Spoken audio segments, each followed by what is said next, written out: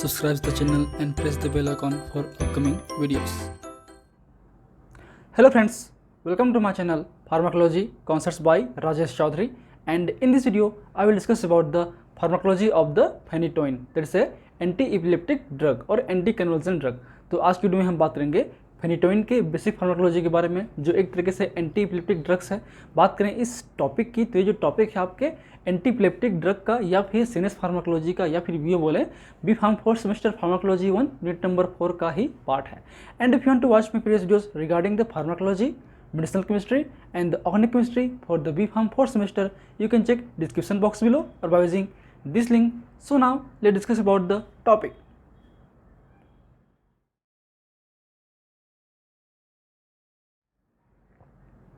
So phenytoin, तो बात करूँ फेनिटोइन की, तो phenytoin is the first anti epileptic drug.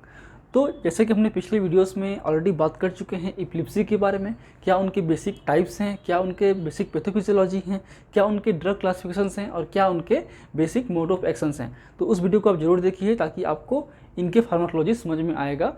बात करें इपिलिप्सी की, तो इपिलिप्सी एक तरीके से या एंटी इपिलेप्टिक ड्रग जो है बहुत ही इंपॉर्टेंट टॉपिक है। इस टॉपिक से बेसिकली शॉर्ट क्वेश्चंस या लॉन्ग क्वेश्चंस फ्रीक्वेंटली आते ही हैं। सीनेस फार्माकोलॉजी के अंदर में दो टॉपिक बहुत ही इंपॉर्टेंट हैं, 2 से 3 टॉपिक। एक है आपका जनरल एनेस्थेटिक्स या हिप्नोटिक्स एंड सेडेटिव, सेकंड है आपका एपिलेप्सी। तो ये जो टॉपिक से आपको क्वेश्चन हमेशा देखने को मिलेगा ही। उसके अलावा बात करें पार्किंसन की हो या डिप्रेशन की हो, इन सब से भी क्वेश्चंस आते हैं। तो बात करते हैं हम लोग फेनिटोइन की बेसिक फार्माकोलॉजी के बारे में। तो पहले बात करते हैं उसके बेसिक केमिस्ट्री के बारे में। तो इसका जो स्ट्रक्चर है वो हाइडेंटोइन डेरिवेटिव का नेचर का होता है।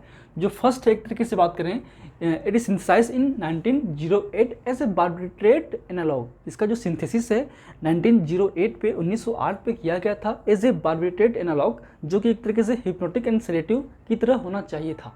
पर देखा गया कि ये जो आपके फेनिटोइन है उसमें आपके हिप्नोटिक सेडेटिव एक्शन बिल्कुल है ही नहीं, ना के बराबर है। फिर बाद में इसको 1938 पे जो है एंटी इपिलेप्सी या एंटी कन्वल्सन एक्टिविटी चेक की गई आपके इलेक्ट्रिक शॉक मेथड के थ्रू, जो कि हम यूज़ करते हैं इलेक्ट्रोकन्वल्सोमीटर। इलेक्ट्रोकन्वल्सोमीटर बहुत ही कॉमन इंस्ट्रूमेंट हैं, आपके फार्माकोलॉजी लेबोरेटरी में ऑलरेडी प्रेजेंस होगा, आप चाहे देखे होंगे।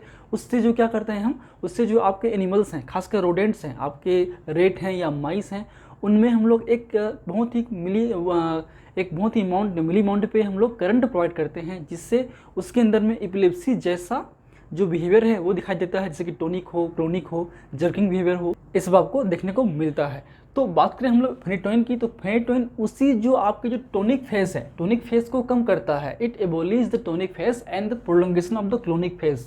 जो टोनिक फेज है, जो कॉन्ट्रैक्टिव फेज है, उस फेज को कम करता है, और जो रिलैक्सिंग फेज है, आपके जो क्लोनिक फेज है, उस फेज को प्रोलॉन्ग करता है आपका फेनिटोइन।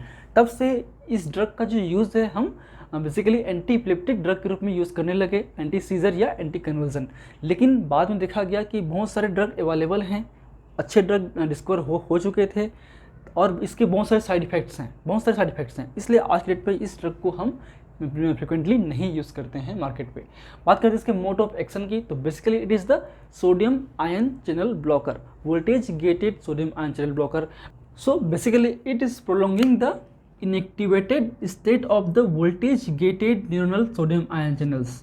मीन्स जो ये आपका न्यूरॉन्स के जो सेल मेम्ब्रेन है, न्यूरोलेमा है, उनमें जो आपके सोडियम आयन चैनल्स हैं, जो कि वोल्टेज सेंसिटिव या वोल्टेज गेटेड आयन चैनल्स होते हैं, ठीक है। तो उनमें जैसे कि हम जानते हैं कि ऑलरेडी हम बात कर चुके हैं लोकल एनेस्थेटिक्स में, इन जो चैनल्स में आपके होते हैं एम गेट, ये होता है आपका एच गेट, ठीक है। तो इनएक्टिव स्टेट में जो ये जो एच गेट है वो क्लोज्ड हो जाता है, तो आपका जो फेनिटोइन है इसी स्टेट को प्रोलॉन्ग करता है। उससे क्या होता है, आपके सोडियम आयन का कंडक्शन है या एंट्री है आपके इंट्रासेलुलर फ्लूइड्स पे, वो डिक्रीज हो जाता है। उससे जो सेल हैं का जो एक्साइटेशन है वो कम हो जाता है, एक्साइटेबिलिटी कम हो जाती है, या फिर जो फायरिंग है न्यूरल सिग्नलिंग्स का वो कम हो जाता है।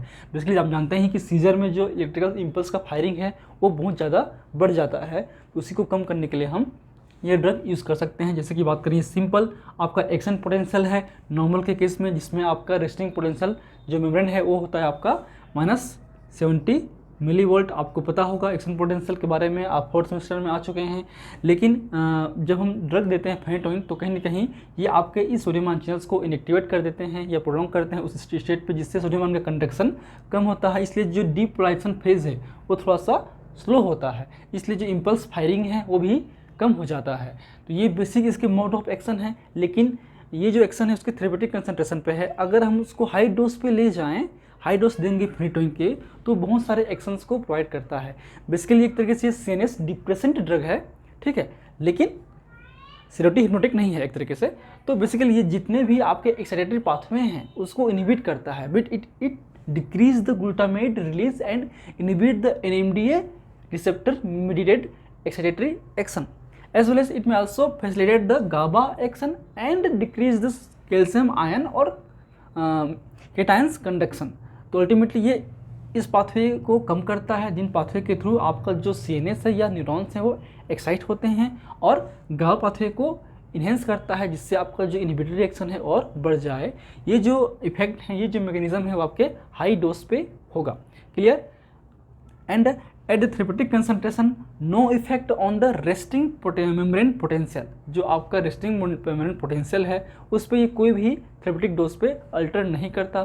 And normal synaptic neurotransmission and Kindling को या फिर नॉर्मल सिनेप्टिक ट्रांसमिशन को एक तरीके से अफेक्ट नहीं करता। ये जो आपका न्यूरॉन की जो फायरिंग है जो बढ़ जा रहती है, एक्सेसिव न्यूरॉन फायरिंग को ही ये डिक्रीज करता है एक तरीके से। And it has ability to selective suppress the high frequency of impulse firing in the trigeminal neuralgia and the cardiac arrhythmia. तो कार्डियक अरिथमिया के समय जो आपके हार्ट के अंदर में जो एक्सेसिव फायरिंग होती है इम्पल्स का, या फिर आपके नर्व में होती है, न्यूरॉन्स में होती हैं, उन फायरिंग्स को ये सप्रेस करता है सिलेक्टिवली। इसलिए इस ड्रग का यूज़ हम कार्डियक अरिथमिया में भी हम करते हैं, लेकिन आज के डेट पर नहीं करते हैं क्योंकि आपके अच्छे ड्रग आपके ऑलरेडी मार्केट पे हैं। ठीक है, so now come to the pharmacokinetic profile of the phenytoin. So it is slowly absorbed in GIT due to the poor dissolution rate. इसका जो इको सोलबिलिटी है या डिसोल्यूशन रेट है बहुत ही स्लो होता है, बहुत ही कम होता है, इसलिए आप हमारे जीआई पार्ट में, आपके जीआई पोर्शन में बहुत ही स्लोली एब्जॉर्ब होता है।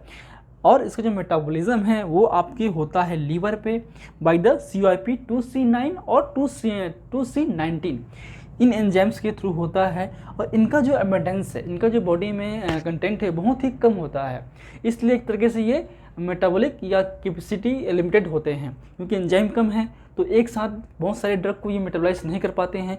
अगर आप इनिशियल ड्रग हम देंगे तो जो लो कंसंट्रेशन होगा तो एक तरीके से ये फर्स्ट ऑर्डर काइनेटिक की तरह एलिमिनेट करेगा, मेटाबोलाइज करेगा, लेकिन एक समय के बाद एक तरीके से जो फर्स्ट ऑर्डर काइनेटिक से आपका जीरो ऑर्डर काइनेटिक में बदल जाएगा जब आपका एंजाइम कम्प्लीटली ख़त्म हो जाएगा।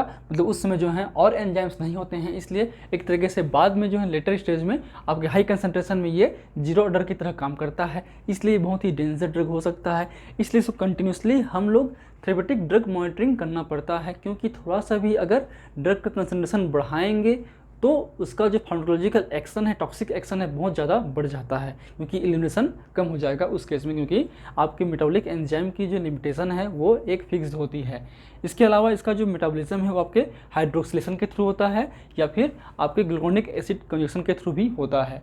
ठीक है, T half approximately 12 to 24 hour तक होता है लॉन्ग थेरेपेटिक कंसंट्रेशन में। अगर डोज थोड़ा सा बढ़ा देंगे तो इसका जो एलिमिनेशन है वो स्लो होता है, इसलिए जो टी हाफ है अप्रोक्सीमेटली 60 आवर तक चला जाता है। इसलिए इस ड्रग को हम कंडीशनली थेरेपेटिक ड्रग मॉनिटरिंग में ही रखते हैं, ताकि डोज जो हैं हम एडजस्ट कर सकें आपके रिस्पॉन्स के हिसाब से।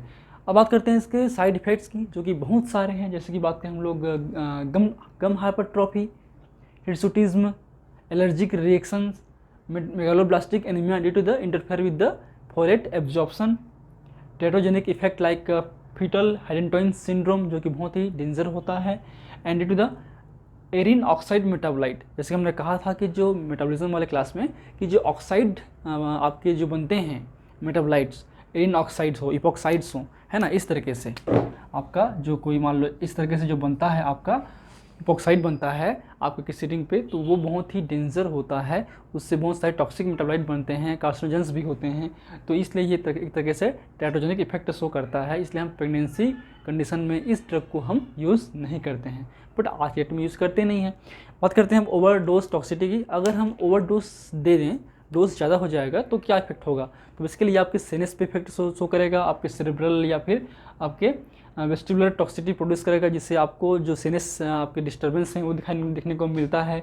आपके सीनस डिस्टर्बेंस होगा, डिजीनेस, ड्राउजीनेस, आपके कन्फ्यूज़न, ये सबको आपको देखने को मिलेगा। इसके अलावा एपिगेस्ट्रिक डिस्टर्बेंस होगा, आपके epigastric pain, nausea, vomiting feeling आपको होगी। इसके अलावा आपका जो बीपी है वो भी फॉल हो जाएगा और आपका जो अरिथमिया है वो भी हो सकता है। इसलिए इस ड्रग का यूज़ हम ठीक तरीके से करना चाहिए। अगर कर रहे हो तो बहुत रेयरली करते हैं आज की डेट पे। बात करें ड्रग इंट्रैक्शन की, तो एक तरीके से जो फेनिटोइन है खुद एक तरीके से मेटाबॉलिक एंजाइम इंड्यूसर्स है, तो ये दूसरे के मेटाबॉलिज्म को इन्हेंस कर देते हैं। ठीक है, it increase the metabolism of other drugs like warfarin, steroids, contraceptives.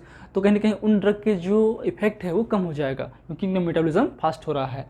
Second है वेलप्रेट। वेलप्रेट भी एक तरीके से एंटीप्लेटिक ड्रग ही है, लेकिन वेलप्रेट का जो प्रोटीन बाइंडिंग है वो सेम होता है आपके फेनोटाइन के साथ में, इसलिए ये एक तरीके से जो वेलप्रेट है वो आपके प्रोटीन बाइंडेड फेनिटोइन को डिस्प्लेस कर देता है, जिससे जो है फ्री फेनिटोइन ड्रग कंसंट्रेशन आपके ब्लड में बढ़ जाएगा और टॉक्सिक इफेक्ट आपको देखने को मिलेगा।